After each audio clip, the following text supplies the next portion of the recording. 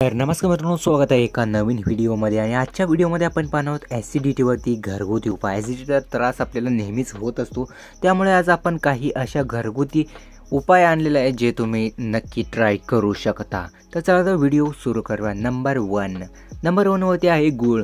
जेवणानंतर थोडासा गूळ खाल्ल्याने ॲसिडिटीपासून लगेच सुटकारा मिळतो.